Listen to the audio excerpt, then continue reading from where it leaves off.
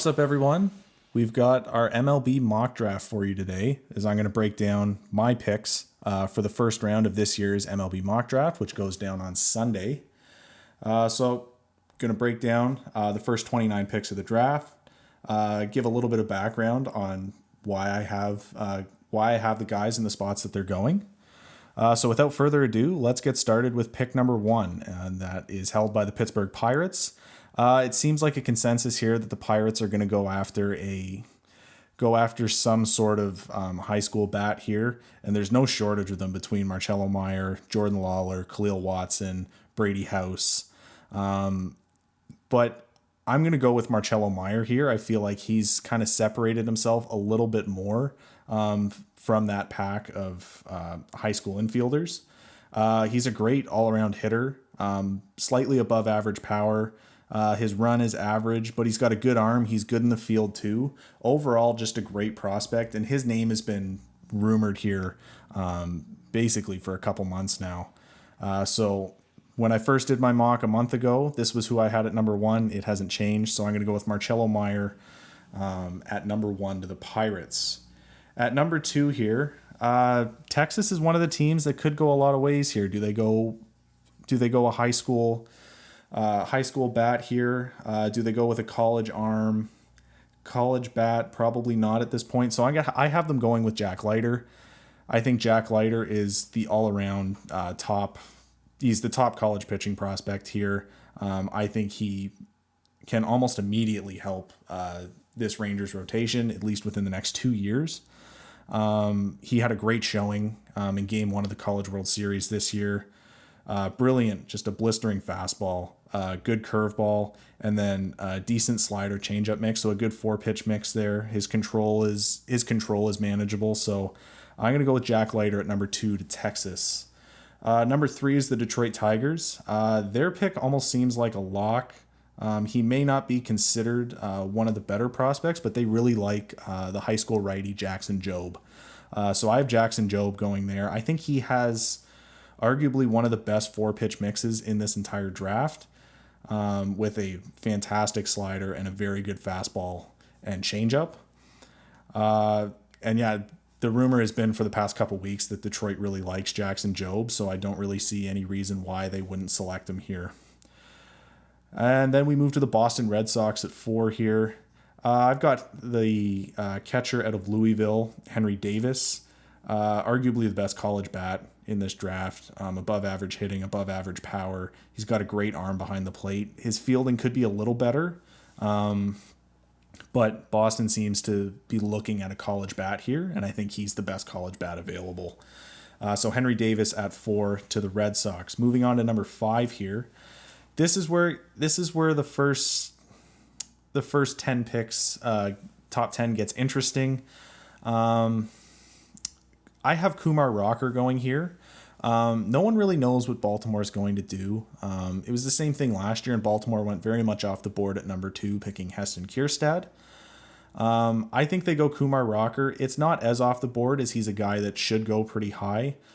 He scuffled a bit in the second half of the season. He scuffled in the College World Series. Not a great outing for him against Mississippi State, which ultimately saw them lose the College World Series. But Kumar Rocker is still, despite his recent struggles, is still a sure thing. I think he immediately helps a Baltimore system that is kind of looking for that top-end organizational pitching help. And I think Kumar Rocker, same thing with Jack Leiter, within the next 2 years or so, I think he could very much impact this rotation. Obviously, you don't draft for major league need, but I think Kumar Rocker is a great fit for the Orioles. So moving on to number 6 here, I think Arizona is going to be thrilled to have 3 of the top 4 college bats still available for them to choose from. And I'm going to go with Jordan Lawler here. When I first made my mock draft a month ago, the Detroit Tigers weren't linked to Jackson Jobe, and I thought he would go number 3 to the Tigers. I think he really fits Arizona. They're looking for a bat, looking for a high school bat, it seems. Jordan Lawler, overall, just a great prospect. Good hitting, good power. All around, he's just very balanced, and I think he's the most balanced out of the 4, sorry. So I have him going to Arizona. Number 7, this one seems like a lock. Kansas City taking Khalil Watson, another high school shortstop. Khalil Watson, just a brilliant defender. Great hit, great run. All around, just very balanced as well. I think his arm is a little weaker than Jordan Lawler, and that's why I have Lawler going ahead of him. But yeah, Khalil Watson, Kansas City's been linked to him. Seems like a good fit. Moving on now to Colorado.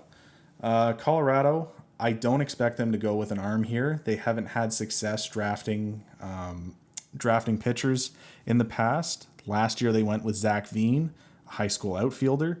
This year I think they go high school shortstop and take the last of the 4 there, Brady House. I think this top 8 here, I think that's going to be your top 8 regardless. I don't think anyone else hops up in there. So I think Brady House goes to Colorado. He'll definitely replace Brendan Rodgers, who will be graduating from their system into the pros or into the major leagues. So it gives them someone to develop here. He's got great power, great arm. He's an average hitter, an average runner, and an average fielder. So there's obviously things to work on. I think he has the most work, but he's got a lot of potential here. So I have Brady House going number 8 to Colorado. Then we go to Los Angeles. I think they go with the college righty out of Texas, Ty Madden.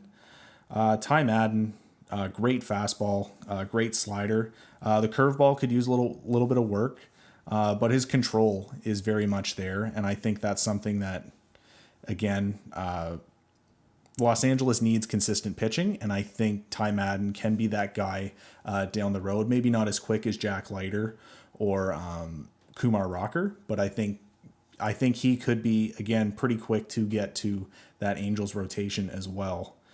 Then the New York Mets. It seems like the New York Mets are going to go with a bat here, probably a college bat. And the question is, do they go with Colton Cowser out of Sam Houston, Sal Frelick out of Boston College, or do they go with the shortstop out of UCLA and Matt McLean? I have them going Colton Cowser. A lot of mocks I've seen have Sal Frelick going here. It's very much possible. I like Cowser a bit more just because he has such an above average hitting ability, even though the power is not necessarily there. He's a good runner, an overall above average fielder as well. So I don't think Colton Cowser is getting the top 10 consideration that he deserves. And that's why I have Colton Cowser going to the Mets here. He could definitely help with that hitting ability down the road that the Mets seem to struggle with. They seem very power friendly in New York. So I think Colton Cowser kind of will eventually break them out of that mold. The Washington Nationals, I have them going Sal Frelick. Sal Frelick is linked with the Mariners, who pick at 12, but I think he's too good of a talent for Washington to pass up. Some people have Washington taking a pitcher here. I think they really will go position here. I think their farm system could use some positional depth. He's a good hitter. He needs to work on the power there, but a great runner, great fielder. Ultimately, he could very well play center field for this team down the road. Great overall prospect out of Boston College. Moving on to number 12, the Seattle Mariners. I have them. They're looking to take a college bat. They like Sal Frelick. Obviously, Sal Frelick wouldn't be there at this point. I have them taking Matt McLean out of UCLA, the shortstop. Good hitting, good arm, good running on the base paths there. His fielding could use a little bit of work. Whether he can stay at short consistently remains to be seen. Definitely could develop some power, but I think he rounds out what is a very good Seattle Mariners system right now. And then this is where it gets interesting.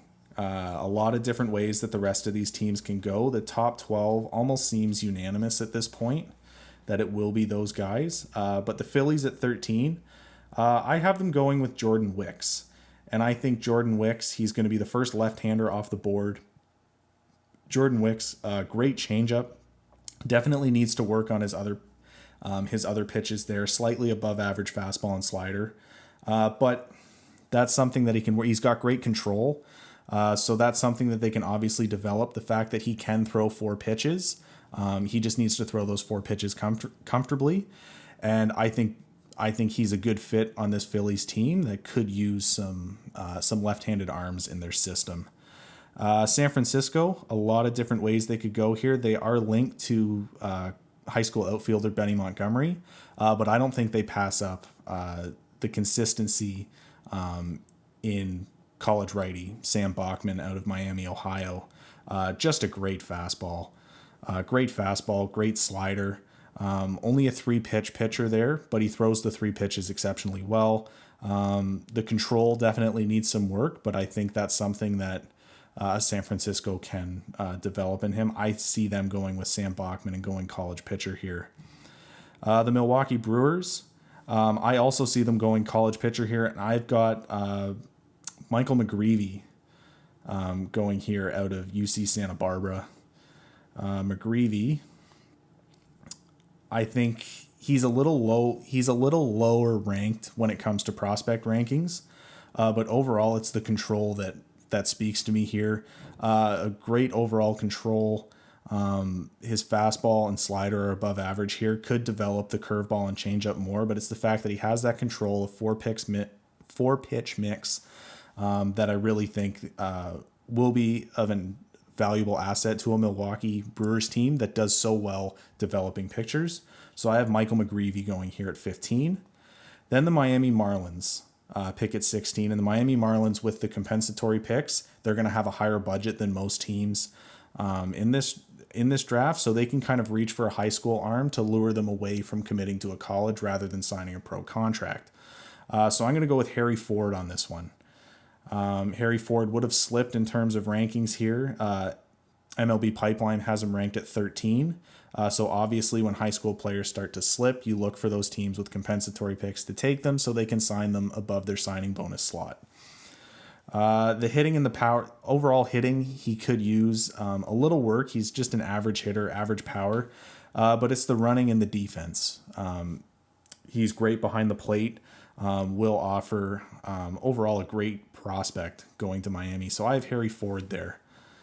Moving on here, this is where I think Benny Montgomery, who was linked at 14 to the Giants, I think Benny Montgomery goes to Cincinnati.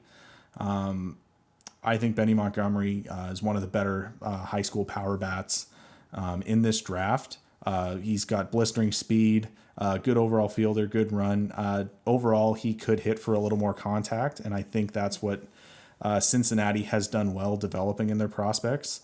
So I see Benny Montgomery going here. At number 18 to St. Louis, I have Andrew Painter out of Calvary Christian Academy in Florida. Painter, a good overall fastball, decent curveball changeup. The slider needs some work, but the control is above average. So I think that overall this is something that St. Louis could work with. They were linked to other names like Gunnar Hoagland, but I don't think that they take the risk with a guy coming off of Tommy John surgery. So I'm going to go with Andrew Painter there. And then we move to the Toronto Blue Jays at 19. I know we have a lot of Blue Jays fans watching here. It seems that if Anthony Solometo, the left-hander, the high school lefty out of New Jersey, if he falls to the Blue Jays, it seems like they're going to take him here. Only a 3-pitch mix, but he's the best high school lefty in the draft here. I think the Jays value left-handed pitching. I think overall that's what their system needs.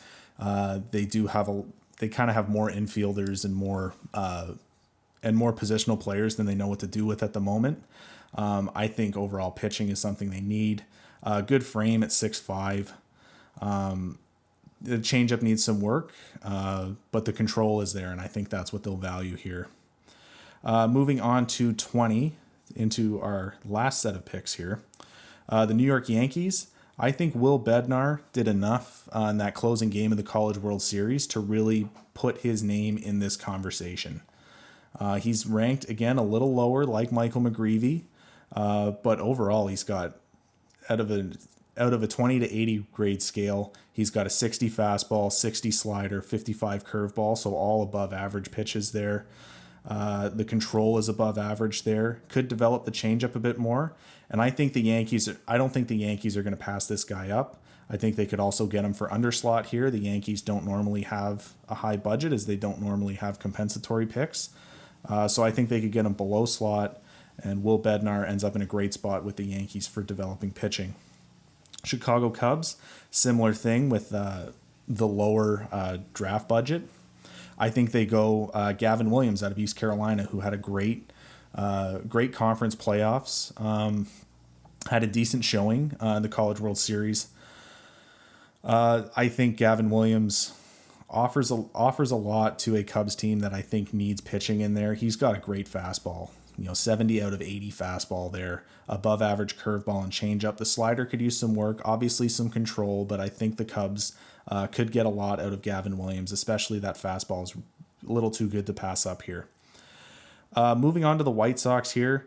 The White Sox don't really draft high school players, so I don't expect them to start now. I think they go high school bat here, and I think they go with Judd Fabian out of Florida. Judd Fabian, one of the best power hitters in this draft here. 60 grade power there. His overall contact's a little below average, but I think that's something that the White Sox can develop. They have a lot of power guys that they've turned into more contact hitters, like Eloy Jimenez, like Yoan Moncada. I think, like Luis Robert, that I think they could definitely bring out some of the contact in him and develop him into quite a nice prospect here that could help them sooner rather than later. The Cleveland Indians are probably going to look for a high school bat here if they can, and I think they go with the high school New York catcher Joe Mack.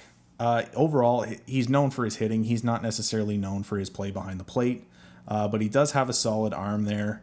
Overall good hitting. The power could use a little bit of work there, but I think Joe Mack is a good overall prospect to add to catching prospects like Bo Naylor in their system.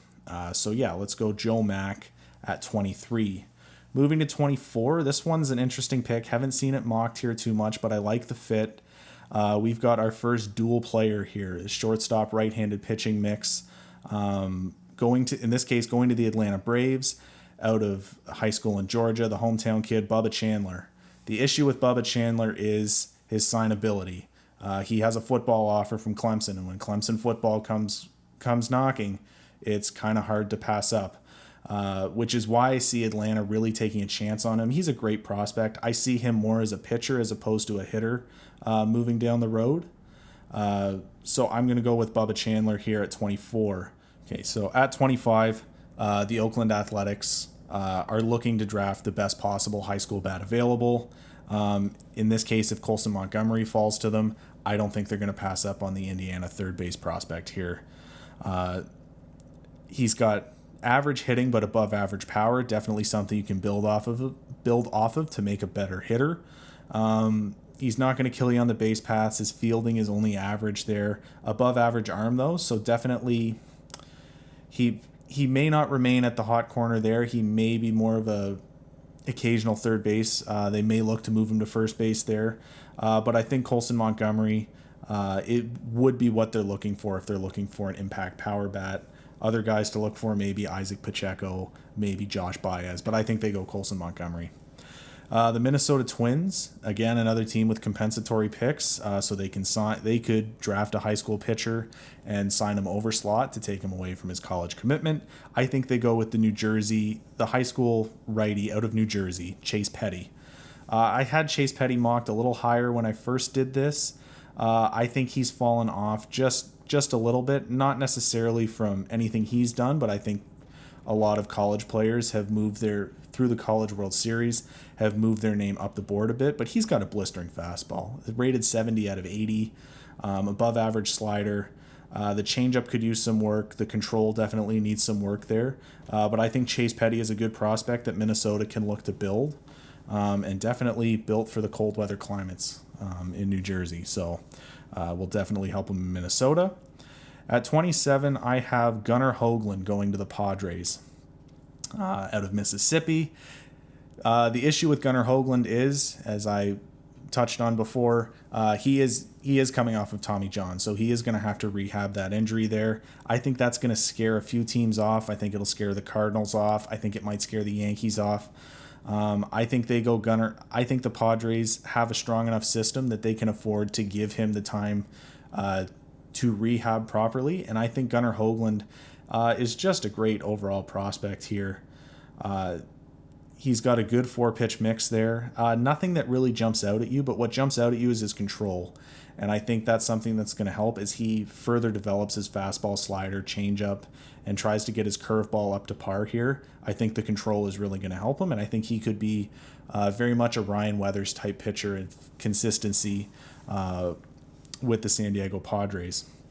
Tampa Bay Rays, they could do a lot of things here. I think they go with a college arm here. As the Tampa Bay Rays like to bring up guys fairly soon and build through their system. And I think Ryan Cusick helps here. The righty out of Wake Forest, great fastball, 70 grade fastball, 55 grade curveball, so both above average there. The slider and changeup are average. The issue is the control here, but Tampa Bay knows how to develop pitchers. So I definitely think that Ryan Cusick is someone that's going to be on their radar. They could go a lot of ways. I think they go with a college arm here. So to round out the first round, I have the Los Angeles Dodgers taking the outfielder out of Dexter Southfield High School in Massachusetts, Josh Baez. And they're looking to take the best possible bat here. I think Josh Baez has the best power out of any high school bat. Definitely the other attributes, especially just contact hitting, could use some work with him. But again, the Dodgers have a strong enough system that they can afford to take the time to develop him properly.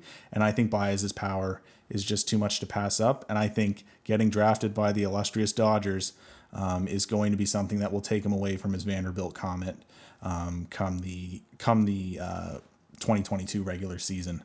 That'll do it for this video. Thanks for watching, guys. If you liked the video, give it a like down below. Subscribe so you don't miss any of our other uploads. Comment down below who you think's going in the first round and what you think of the selections I made. And with that, we'll see you in the next video. Peace.